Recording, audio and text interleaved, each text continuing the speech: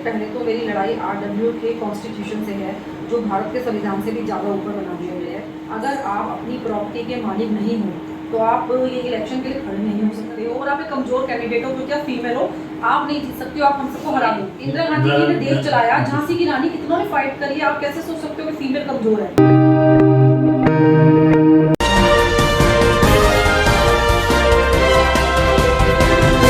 Metro plus में आप सभी का स्वागत और मैं आप सभी के साथ नवीन गुप्ता। सेक्टर 14 आजकल RW के चुनावी रंग में डूबा हुआ है। करीब 1100 मतदाताओं वाली इस RW सेक्टर 14 के प्रधान पद के लिए इस बार 3 उम्मीदवार अपने अपने एजेंडों के साथ चुनावी मैदान में डटे हुए हैं। इनमें से एक उम्मीदवार महिला भी है जो कि उनके द्वारा अब तक किए गए कार्यों को लेकर प्रधान बनना चाह रही है। संडे को उन्होंने अपने समर्थकों के साथ अपना नॉमिनेशन भी फाइल कर दिया है। आइए बात करते हैं इस महिला उम्मीदवार आशू मेहरा से, जो कि किन किन एजेंडों को लेकर प्रधान बनना चाह रही है, उनसे जानते हैं। आप RW 14 के प्रेजेंट के लिए दावेदार हैं, क्या आपका एजेंडा है जिसके तहत आप इलेक्शन लड़ना चाह रहे हैं? देखिए सर, सबसे पहले तो मेरी लड़ाई RW के कॉन्स्टिट्यूशन से है, जो भारत के संविधान से भी ज़्यादा ऊपर बना दिया गया है। उस कॉन्स्टिट्यूशन में ये लिखा गया है, जैसे कि मैंने अपनी इच्छा व्यक्त की थी कि मुझे प्रेसिडेंट बनना है पिछले 5-6 बार से, तो मुझे कहीं ना कहीं प्यार से दुलार से बिठा दिया जाता था कि अभी आपकी लड़नी है, अभी आपकी लड़नी है, और मैं बैठ जाती हूँ। तो इस साल मैंने बहुत मेहनत करी कि मैं प्रेसिडेंट बनूँ और अपने साथ बहुत लोगों को जुड़ा, साथ में महिलाओं के लिए कई अभियान मैंने शुरू किए। तो एंड मोमेंट पे मुझे कहा जाता है कि आप प्रेसिडेंट नहीं बन सकते हो। इसका रीज़न ये है कि कॉन्स्टिट्यूशन में अगर आप अपनी प्रॉपर्टी के मालिक नहीं हो तो आप ये इलेक्शन के लिए खड़े नहीं हो सकते हो, और इनफैक्ट अगर उस प्रॉपर्टी में आपके हस्बैंड भी मालिक है और आपका नाम नहीं है तो आप वोट तक नहीं दे सकते हो। तो मेरी ये एक वोट की कमियां मतलब इसके अंदर इस कॉन्स्टिट्यूशन में बहुत बड़ी कमी ये है कि अगर एक प्रॉपर्टी है, ऑब्वियस है कि हस्बैंड के नाम पे अगर प्रॉपर्टी है तो उसका नॉमिनी उसकी वाइफ ही होती है, लेकिन ये कौन सा कॉन्स्टिट्यूशन हमारा सेक्टर 14 में हुआ है जिसमें ये बताया जा रहा है कि अगर एक घर की प्रॉपर्टी की मालकिन औरत नहीं है तो वो ना इलेक्शन लड़ेगी, ना ही वो वोट भी दे सकती है। मतलब फीमेल के राइट तो इस कॉन्स्टिट्यूशन में 1% का जो प्रॉपर्टी का ओनर है वो इलेक्शन लड़ सकता है, ये क्या चाह रहे हैं? हाँ जी, प्रॉपर्टी का फर्स्ट ओनर। देखिए होता है ना, जैसे एक हस्बैंड है उसका वाइफ का नाम भी वो डाल देते हैं कि हम दोनों का नाम है, नहीं, पहले आपका फीमेल का नाम होना चाहिए, उसके बाद आपके हस्बैंड का नाम होना चाहिए। अगर आपका नाम नहीं है तो मैडम आप खड़े भी नहीं हो सकते। तो मुझे मेरी यही सबसे दरखास्त है कि ऐसा क्या कॉन्स्टिट्यूशन है जिसमें परिवर्तन नहीं हो सकता। ये तो फीमेल के लिए हमें आपसे आगे नहीं बढ़ना, बट हमें अपने साथ चलने की अनुमति तो दो, आप तो वो भी नहीं दे रहे हो। आप इससे पहले भी आपने नॉमिनेशन भरा था लास्ट टाइम जब इलेक्शन हुए थे, तो आपने अपना नाम वापस ले लिया था, क्या कारण रहा था? सर उस समय भी यही कारण रहा था कि पहले नंबर पे तो जो दोबारा करना चाहते थे उनको एक चांस और दे दो, और मुझे बोला गया कि आप कोई बात नहीं, छोटे हो, आप लर्निंग में हो, आप एक चांस इनको दो, एक चांस किसको? मिस्टर खंडेलवाल जी को तीसरा साल भरना था तो उनको एक चांस दिया गया जी। तो एक साल चक्रवर्ती जी को चाहिए। तो मुझे लगा ठीक है, हमारे इलेक्शन ही होने चाहिए, अच्छे ढंग से मैं दे देती हूँ। इलेक्शन में सिलेक्शन हो ज़्यादा बेटर है, सिलेक्शन हो ज़्यादा ही बेटर देखिए, क्योंकि इलेक्शन होने से क्या होता है कि हमारा भी घर है, हमारा सेक्टर तो ये बढ़ जाता है, तो हमारा घर बढ़ने की कगार पे फिर से आ गया है। बट फाइनली मुझे कमिटमेंट की जाती थी कि आप बनोगे, आप ही बनोगे, करते करते 5 बार से मुझे बिठा दिया। इस बार मैंने पूरी अपनी तैयारी करी तो मुझे आप कहते हैं दोबारा बैठ जाओ, क्योंकि आप तो इलेक्शन लड़ ही नहीं सकती और आप एक कमजोर कैंडिडेट हो, क्योंकि आप फीमेल हो, आप नहीं जीत सकती हो, आप हम सबको हरा दोगे। ये कौन कहता है? सर ऐसा नाम डिस्क्लोज करना मुझे लगता है सही नहीं है, लेकिन वक्त आने पे मैं वो भी बता दूंगी आपको।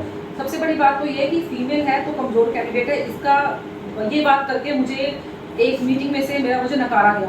अच्छा।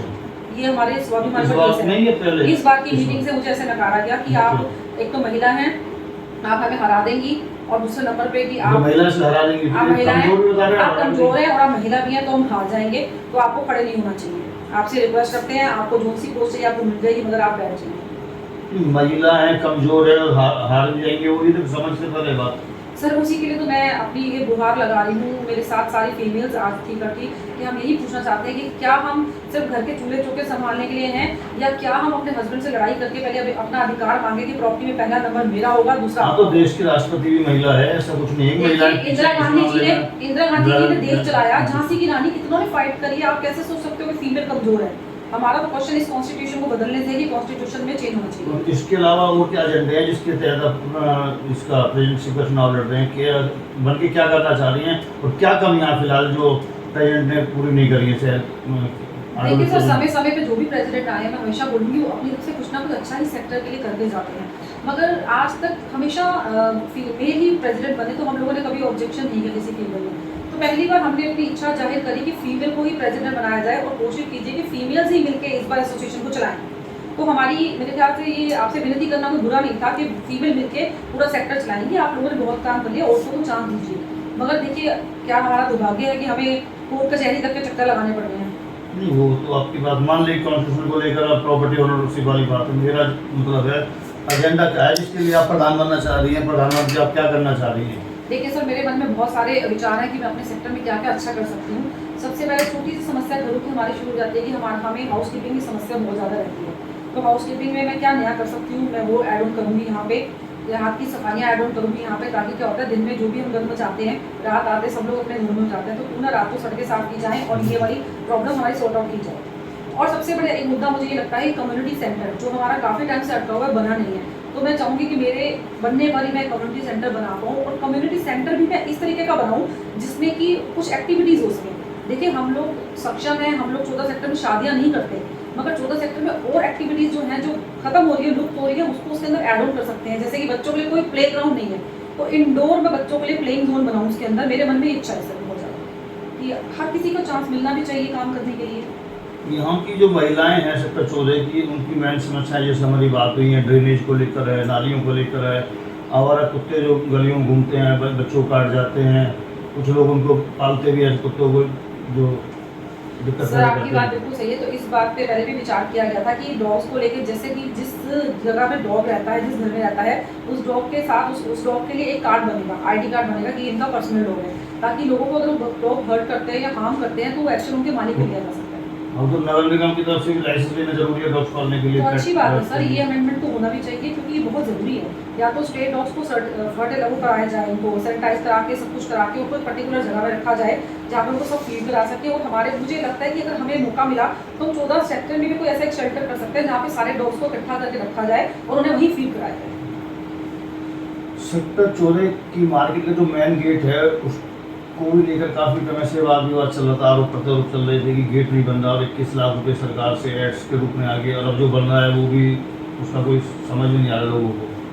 देखिए सर, गेट को लेके ना जैसे कि राजनीति चल रही है, राजनीति तो देखो हर सेक्टर में राजनीति को खत्म करने के लिए तो और 21 लाख रुपए कई साल पहले आए वो जो अब गेट बनना शुरू हुआ था, पर वो उसका डिजाइन को लेकर कंट्रोवर्सी है। वो जो पैसा जब आया था तो उस समय मेरे ख्याल से खंडेलवाल जी का टेन्योर था वो, तो उनके टेन्योर का टाइम देखो ऐसी ही चीज़ों में बीत गया कि वो नहीं उस चीज़ को उस समय बना पाए, तो उन्होंने 1 साल का समय और मांगा, तो उन्हें दिया भी गया था 1 साल का समय, तभी वो कंप्लीशन नहीं हो पाया। धीरे धीरे करके काम पेंडिंग हो गया, बट अब काम इन्होंने शुरू किया है। बाकी तो देखिए कमी थोड़ी बहुत उसके अंदर है, उसको हम सुधार करके और उससे अच्छा करने की कोशिश करेंगे। पार्कों में सफाई को लेकर भी लोगों की शिकायतें हैं। सर देखिए मैं बताती हूँ, एनसीएफ की तरफ से हमें 36 कर्मचारी मिले हुए हैं। पिछले 8 साल से मैं एनसीएफ को संभाल रही हूँ, बट वो 36 कर्मचारी कभी तो कहीं सरकारी ड्यूटी पे होते हैं, कभी ऑफ पे होते हैं, ऑन एंड ऑफ, या उनकी कभी हड़ताल होती रहती है, तो वो हमारी गलियों में काम आके पूरा नहीं कर पाते। इसीलिए सेक्टर में अपना ही ट्रैक्टर रखा हुआ है और हमने अपनी लेबर ली हुई है, ताकि हम बहुत ज़्यादा जो भरा हुआ कूड़ा है उठा के हटा सकें सेक्टर के अंदर से। बाकी देखिए झाड़ू मारने का काम तो एनसीएफ का है, एटलीस्ट वो काम तो नहीं करना पड़ा।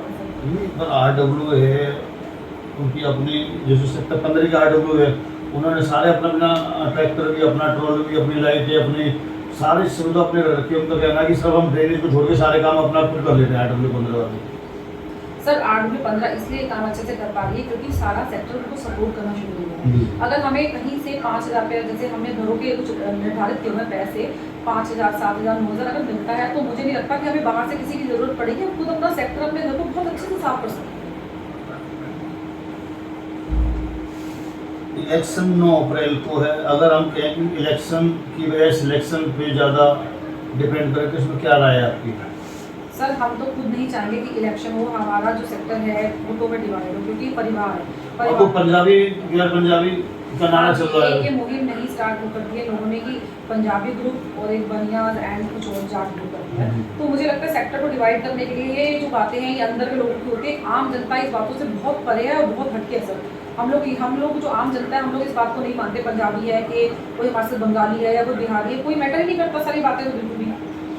आपका पिछला रिकॉर्ड क्या रहा है कि आज पब्लिक के काम के लिए, महिलाओं के लिए आपने अब तक क्या क्या काम करे हैं जिसके बलबूते आप आगे आना चाह रहे हैं? सर पिछले 8 सालों से मुझे जो डिपार्टमेंट दिया गया, उस डिपार्टमेंट के अलावा जैसे मुझे हाउस कीपिंग दिया, तो हाउस कीपिंग के अलावा जो भी सेक्टर के अंदर एक्टिविटीज़ होती थी, जो भी यहाँ पे होली दिवाली जो भी मनाया जाता था उसमें हम लोग बहुत सारा हमारा ही समर्थन होता था। पैसे माना हमें इकट्ठे करने पड़ते थे और हम भी कॉन्ट्रीब्यूट करते थे, बट काम करने वाले हम ही थे हर जगह पे। किसी घर से कोई आवाज़ आई हो कि कहीं पे कुत्ता मरा है, कहीं पे बिल्ली मरी है, सर मेरी कोशिश पूरी रहती है कि मैं किसी को मना ना करूँ और उनका काम जल्दी से जल्दी कर पाऊँ। मेरी तो पूरी यही रहती है कि मैं सेक्टर के लिए क्या करना है, समाज सेवा तो मुझे हर काम सेक्टर का करना है, चाहे बिजली का हो, चाहे पानी का हो, चाहे महिलाओं को घुमाने का हो, चाहे वृद्धों को लेके जाने का हो घूमने फिरने। तो मैं सेक्टर के लिए निकली हूँ, समाज सेवा के लिए निकली हूँ। सर मेरा क्वेश्चन ये था कि इलेक्शन और सिलेक्शन में से आप क्या चीज़ चाहते हैं? सर देखिए, पहले नंबर पे तो सिलेक्शन ही होना चाहिए, सिलेक्शन होना चाहिए। और अगर सिलेक्शन में हमें लगता है कि कहीं हमारे मान सम्मान को ठेस है किसी के भी, फिर तो लास्ट ऑप्शन इलेक्शन में रहता है, लेकिन पहला ऑप्शन तो सिलेक्शन होना चाहिए। सेक्टर 14 की जनता से क्या अपील करेंगे इलेक्शन को लेकर? इलेक्शन हो या सिलेक्शन हो, मतलब जनता क्या करे इस मामले में? जनता की तरफ से क्या सपोर्ट मांगती है? सर जनता हमारी बहुत समझदार है। जनता के लिए अगर वो हमारे सामने नहीं आ पा रही तो ये नहीं कि उनकी समझ कम है, उनकी समझ बहुत अच्छी है। वो समझ सकते हैं कि राइट इंसान को आगे आने दीजिए। और साथ में सबसे बड़ी बात है कि हम आपके सेक्टर के बहू बेटियां हैं, अगर हम पहली बार आगे आके कुछ करना चाहते हैं तो मुझे नहीं लगता मेरा सेक्टर किसी भी एंगल से इस बात को मना करेगा।